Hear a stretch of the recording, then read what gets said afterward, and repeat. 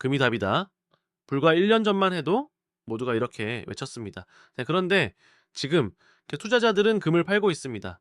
아니, 정확히 말하면은 금보다 더 빛나는 것을 발견했습니다. 역설적이게도 금값이 사상 최고치를 경신하는 바로 그 순간, 투자자들의 시선은 금이 아닌 다른 곳을 향하고 있습니다. 5천년 역사 속에서 늘 금의 그림자였던 그것, 바로 은입니다. 더욱 놀라운 건 숫자입니다. 신한은행 실버뱅킹 잔액이 1년 만에 77억 원에서 3,763억 원으로 716% 폭증했습니다. 불과 5개월 사이 4배가 뛰었습니다. 계좌 수는 생애 처음으로 3만 개를 돌파했습니다. 왜일까요? 왜 사람들은 금이 아닌 은으로 몰려가고 있을까요?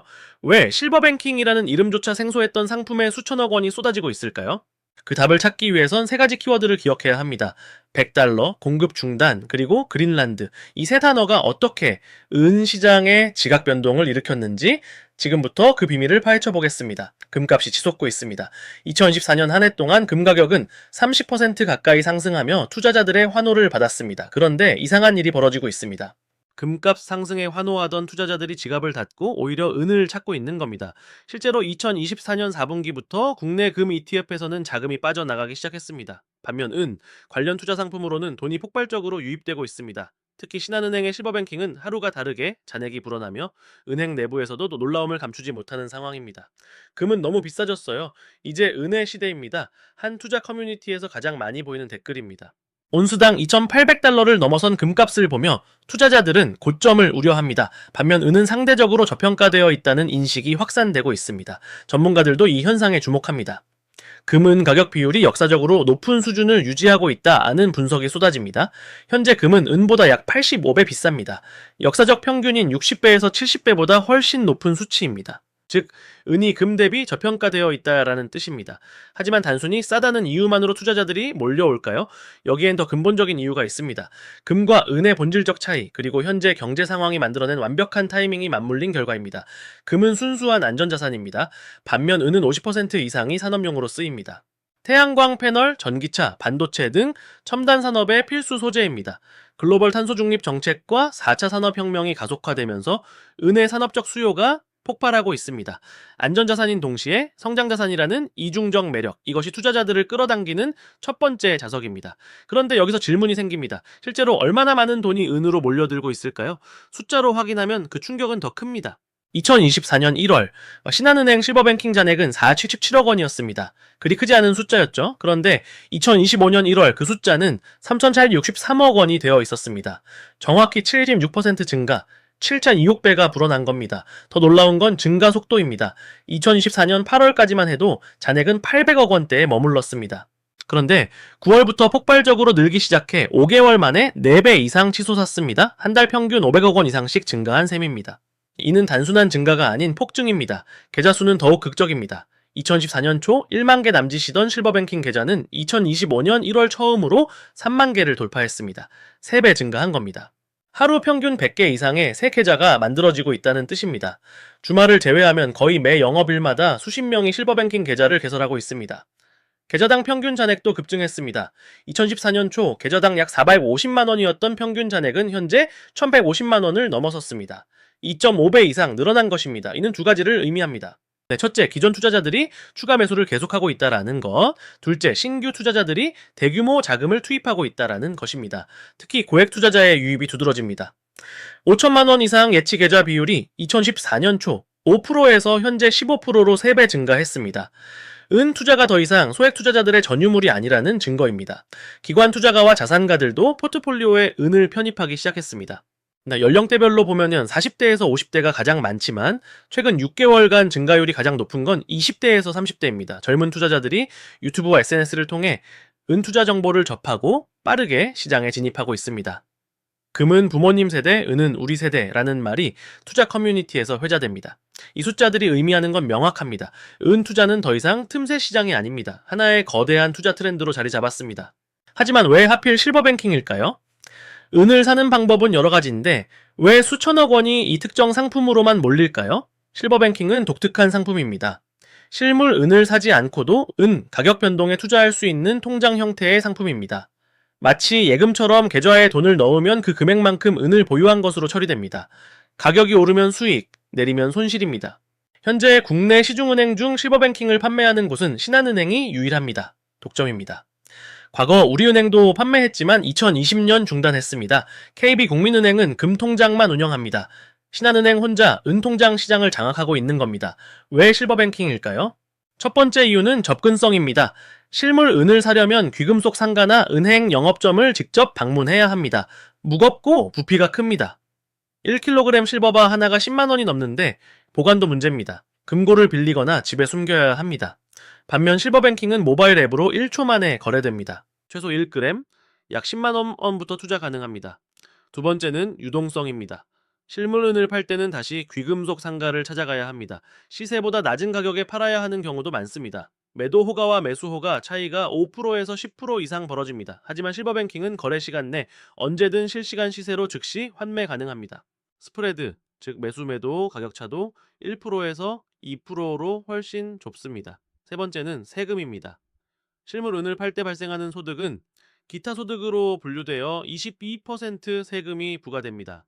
하지만 실버뱅킹은 예금처럼 이자소득세 15.4%만 내면 됩니다. 세금 면에서 유리합니다. 물론 손실이 나도 손익통산이 안 되는 단점은 있지만 상승장에선 확실히 이득입니다. 네 번째는 안전성입니다. 실물 은은 도난, 분실 위험이 있습니다. 금고 보관료도 연간 수십만 원입니다. 실버뱅킹은 계좌에 전자적으로 기록되므로 도난 걱정이 없습니다. 예금자 보호는 안 되지만 신한은행이 해외 은행에 실물 은을 보관해두는 방식이라 안전성이 확보됩니다. 투자자 입장에서 실버뱅킹은 가장 쉬운 은 투자입니다. ETF는 증권 계좌가 필요하고 CFD는 레버리지 위험이 있으며 선물은 전문가용입니다. 실버뱅킹은 예금하듯 간편하면서도 가격 상승의 수혜를 100% 받을 수 있습니다. 신한은행도 이 폭발적 수요에 놀랐습니다. 내부적으로 마케팅을 거의 하지 않았는데도 입소문만으로 잔액이 폭증했습니다. 은행 관계자는 고객들이 알아서 찾아오는 상품이라며 예상을 훨씬 뛰어넘는 성장세라고 말했습니다. 그런데 이상한 점이 있습니다. 실버뱅킹이 이렇게 좋은 상품이라면 왜 작년 9월부터 갑자기 폭증한 걸까요? 그전에도 있던 상품인데 말이죠. 여기엔 시장의 공급 사이드에서 벌어진 충격적인 사건이 있었습니다. 2014년 10월 국내 귀금속 시장에 이상 신호가 포착됩니다. 실버바가 품절되기 시작한 겁니다. 서울 종로 귀금속 상가의 점포 절반 이상에서 실버바 품절 안내문이 붙었습니다. 온라인 귀금속 쇼핑몰도 마찬가지였습니다. 입고 대기 중 예약 판매만 가능 같은 문구가 즐비했습니다. 자, 원인은 글로벌 공급망 문제였습니다. 자, 전 세계적으로 은 수요가 폭증하면서 정제은의 공급이 수요를 따라가지 못했습니다. 특히 1kg, 5kg 실버바 같은 투자용 제품은 생산이 몇 달씩 밀렸습니다. 해외에서 수입하려 해도 프리미엄, 즉 시세 대비 추가 비용이 10%에서 15%까지 치솟았습니다. 문제는 단순한 일시적 품절이 아니었습니다. 2014년 11월, 12월을 지나 2025년 1월까지 상황이 개선되지 않았습니다. 3개월 이상 실버바를 구하기 어려운 상태가 지속된 겁니다. 자, 일부 업체는 아예 실버바 판매를 중단하고 금 제품만 취급하기 시작했습니다. 투자자들은 당황했습니다. 은혜에 투자하고 싶은데 살 물건이 없다는 아이러니한 상황이 벌어진 겁니다. 온라인 커뮤니티에는 실버바 어디서 구하나요? 입고 언제 되나요? 같은 질문이 쏟아졌습니다. 심지어 중고거래 플랫폼에서 실버바를 시세보다 비싸게 거래하는 일까지 벌어졌습니다. 이때 떠오른 대안이 바로 실버뱅킹이었습니다. 실물은 없어도 계좌는 언제든 만들 수 있었습니다. 신한은행 앱에 접속해 5분이면 계좌 개설이 완료됩니다. 실물 재고 걱정도 없습니다. 은행이 해외 시장에서 실물을 확보해두기 때문입니다. 실버바가 품절이라 실버뱅킹으로 왔습니다. 신한은행 상담원들이 가장 많이 듣는 말이었습니다. 실제로 10월 이후 신규 계좌 개설 이유를 분석하면 절반 이상이 실물 구매 불가를 꼽았습니다. 공급 부족이 수요를 다른 곳으로 밀어낸 전형적인 대체 효과였습니다. 이 현상은 일종의 유동성 쏠림을 만들었습니다. 원래 여러 경로로 분산되던 은 투자 수요가 실버뱅킹이라는 하나의 파이프로 집중된 겁니다. 2024년 9월 이전엔 실버뱅킹, ETF, 실물 시장이 비슷한 비중으로 자금을 흡수했습니다. 하지만 10월 이후엔 실버뱅킹의 비중이 압도적으로 커졌습니다. 경제학자들은 이를 공급 충격이 만든 수요 재배치라고 분석합니다. 본래 실물을 사려던 사람들이 대체재인 금융상품으로 옮겨간 겁니다. 실버뱅킹 잔액의 급증은 단순히 은 투자 수요가 늘어난 것뿐 아니라 기존 수요가 한 곳으로 집중된 결과이기도 합니다. 공급 부족이 실버뱅킹 폭증의 촉매였다면 진짜 불길을 지핀 건 가격이었습니다. 그리고 그 가격은 역사적 순간을 기록하고 있었습니다. 2025년 1월 23일 역사적인 순간이 찾아왔습니다. 국제 은 현물 가격이 온스당 100달러를 돌파한 겁니다. 은 거래가 시작된 이래 처음 있는 일이었습니다. 2024년 초 24달러였던 가격이 1년 만에 4배 이상 치솟았습니다. 100달러 돌파는 단순한 숫자 이상의 의미를 가집니다. 심리적 저항선이 무너진 겁니다. 투자자들에게 은도 100달러 시대라는 새로운 인식을 심어줬습니다. 마치 비트코인이 1만 달러를 넘었을 때처럼 은 시장에 새로운 패러다임이 시작됐다라는 신호였습니다. 왜 은값이 이렇게 폭등했을까요? 첫 번째 원인은 달러 약세입니다. 2024년 하반기부터 미국 연방준비제도의 금리 인하 기대가 커지며 달러 가치가 흔들렸습니다. 달러로 거래되는 원자재인 금과 은은 달러 약세 시 가격이 오르는 역관계를 보입니다. 실제로 달러 인덱스가 100 아래로 떨어지자 은값은 급등했습니다. 두 번째는 인플레이션 해지 수요입니다. 전 세계적으로 물가 불안이 계속되며 실물자산 선호 현상이 강해졌습니다. 특히 은은 금보다 가격 변동성이 크지만 상승장에선 더 큰 수익률을 보입니다. 2024년 은 가격 상승률은 금을 훌쩍 뛰어넘었습니다. 공격적 투자자들이 금에서 은으로 갈아탔습니다. 세 번째는 산업 수요 폭증입니다. 태양광 산업이 급성장하며 은 소비가 늘었습니다. 태양광 패널 한 장에는 약 20g의 은이 들어갑니다. 2024년 전 세계 태양광 설치량은 전년 대비 50% 이상 증가했습니다. 전기차와 반도체 산업도 은을 대량 소비합니다. 공급은 한정됐는데 산업 수요만 폭발적으로 늘어난 겁니다. 네 번째는 투기자금 유입입니다. 암호화폐 시장이 조정을 받으며 일부 자금이 귀금속 시장으로 흘러들었습니다. 특히 젊은 투자자들이 다음 대박 자산으로 은을 지목했습니다. 소셜미디어에서 은 투자 열풍이 바이럴되며 소외 공포 심리가 작동했습니다. 100달러 돌파 이후 은값은 더욱 가속도가 붙었습니다. 1월 말 현재 105달러를 넘어섰습니다. 일부 애널리스트는 올해 안에 120달러도 가능하다고 전망합니다. 물론 반대 의견도 있습니다.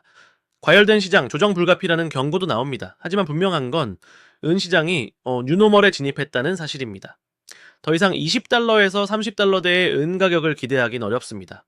구조적으로 가격 수준이 한 단계 올라섰습니다. 공급 부족, 산업 수요 증가, 투자 수요 확대라는 세 가지 요인이 맞물려 은값을 끌어올리고 있습니다. 그런데 은값 급등의 배경에는 단순한 경제 논리를 넘어서는 무언가가 있었습니다. 바로 지정학적 긴장입니다. 그리고 그 중심에 뜻밖의 땅 그린란드가 있었습니다. 2025년 1월 미국 트럼프 대통령 당선인이 충격적인 발언을 합니다. 그린란드 매입을 배제하지 않겠다는 겁니다. 세계는 술렁였습니다. 덴마크 정부는 즉각 반발했고 유럽연합은 우려를 표명했습니다. 단순한 해프닝으로 여겨질 수 있었지만 시장은 달리 반응했습니다. 왜 그린란드일까요? 이 거대한 빙하섬에는 엄청난 자원이 묻혀 있습니다. 히토류, 우라늄, 석유, 그리고 귀금속입니다. 특히 그린란드에는 대규모 광물 매장지가 있다는 조사 결과가 있습니다. 미국의 관심은 단순한 영토 확장이 아닌 자원 확보였습니다. 이 발언이 나온 직후 은값은 급등했습니다. 1월 중순 95달러였던 가격이 일주일 만에 100달러를 돌파했습니다. 투자자들은 이렇게 해석했습니다. 미국이 광물 자원을 그렇게 중요하게 여긴다라는 건 앞으로 귀금속 가격이 더 오를 거라는 신호다. 지정학적 리스크가 안전자산 수요를 자극한 겁니다. 하지만 그린란드 이슈는 시작에 불과했습니다. 같은 시기 우크라이나 전쟁은 3년째 교착 상태였고 중동 긴장은 여전했으며 미중 갈등은 심화되고 있었습니다. 세계는 불확실성으로 가득 찼습니다. 이런 시기에 투자자들은 본능적으로 안전자산을 찾습니다. 금과 은은 대표적 안전자산입니다. 하지만 금값이 이미 고점을 찍은 상황에서 투자자들은 상대적으로 저렴한 은에 주목했습니다. 같은 안전자산이지만 가격 부담은 적고 상승 여력은 더 크다는 판단이었습니다. 그린란드 이슈는 이런 심리에 불을 지폈습니다. 전문가들은 탈달러 움직임도 지적합니다. 각국이 외환 보유고에서 달러 비중을 줄이고 금, 은 같은 실물자산 비중을 늘리고 있다라는 겁니다. 러시아, 중국, 인도 등 신흥국들이 금과 은을 대량 매입하고 있습니다. 이는 기축통화로서 달러의 위상이 흔들리고 있다는 반증입니다. 지정학적 리스크는 단기적 변수가 아닙니다. 구조적 불안입니다. 팬데믹, 전쟁, 무역 갈등, 기후위기 등 21세기는 불확실성의 시대입니다. 이런 환경에서 실물자산, 특히 은의 전략적 가치는 계속 높아질 수밖에 없습니다. 국내 투자자들도 이를 체감합니다. 세계가 불안할수록 은이 답이라는 인식이 확산됩니다. 실버뱅킹 계좌를 만드는 이유로 불확실한 시대 대비를 드는 사람이 늘었습니다. 단순한 수익 추구가 아닌 위기 대응 자산으로 은을 보는 겁니다. 이제 질문은 하나로 모입니다. 이 광풍 같은 상승세 계속될 수 있을까요? 아니면 곧 꺼질 불꽃일까요? 은값은 더 오를 것이다.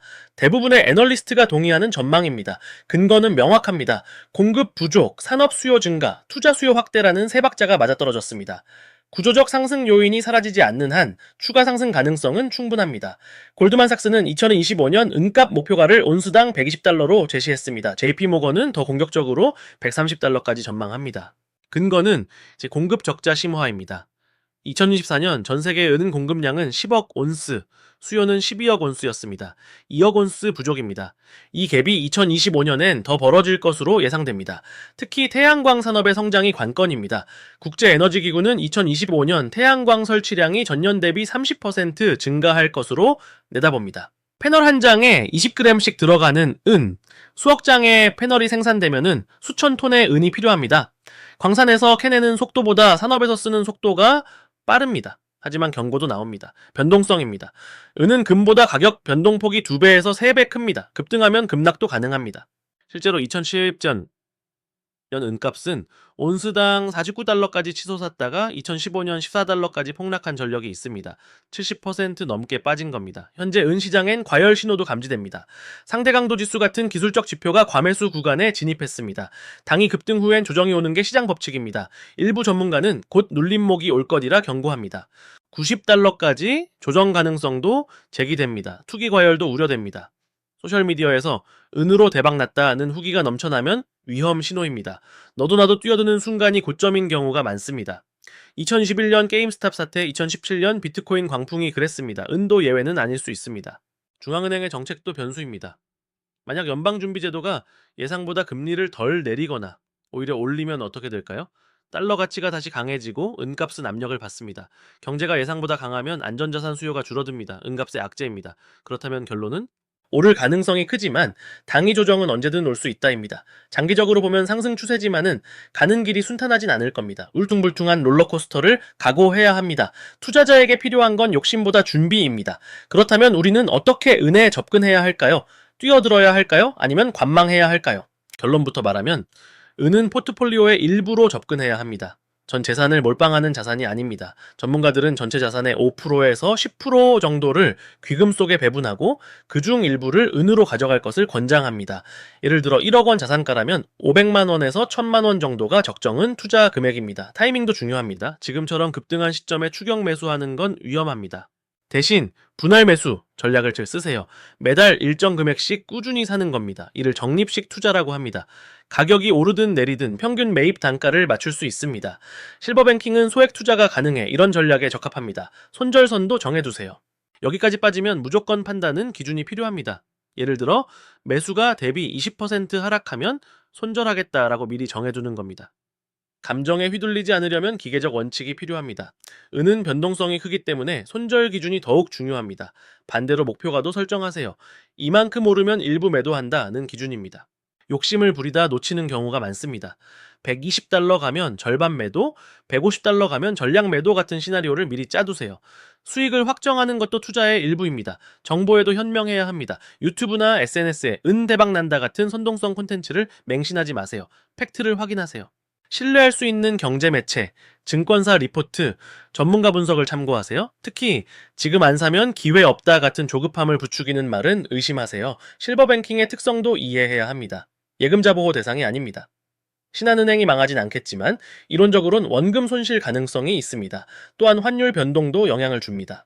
은값은 달러로 거래되는데 원달러 환율이 오르면 원화 기준 은값도 오릅니다. 반대의 경우도 마찬가지입니다. 세금 계획도 쓰세요. 실버뱅킹 수익에는 이자소득세 15.4%가 부과됩니다. 예를 들어 1000만 원 벌면 154만 원을 세금으로 냅니다. 순수익은 846만 원입니다. 수익률 계산 시 세금을 고려해야 정확합니다. 실물은 22% 세율보다는 유리하지만 무시할 수 없는 비용입니다. 마지막으로 은 투자는 긴 호흡이 필요합니다. 단기 등락에 일희일비하지 마세요. 은은 장기적으로 가치를 인정받는 자산입니다. 5년, 10년 보유할 각오로 접근하세요. 당이 투기가 아닌 장기 투자로 보는 겁니다. 그래야 변동성을 견딜 수 있습니다. 은의 시대가 왔습니다. 하지만 그 시대를 즐기는 방법은 사람마다 다릅니다. 무모한 도전이 아닌 현명한 참여가 필요한 때입니다. 금보다 뜨거운 은, 하지만 그 뜨거움에 화상을 입지 않으려면 냉정한 전략이 필수입니다. 지금 당신의 포트폴리오에 은이라는 새로운 옵션이 생겼습니다. 선택은 당신의 몫입니다. 하지만 그 선택이 어떤 것이든 준비된 선택이길 바랍니다. 구독과 좋아요는 더 나은 경제 콘텐츠를 만드는 힘입니다. 여러분의 자산 관리에 이 영상이 도움이 되었기를 바랍니다. 다음 영상에서 뵙겠습니다.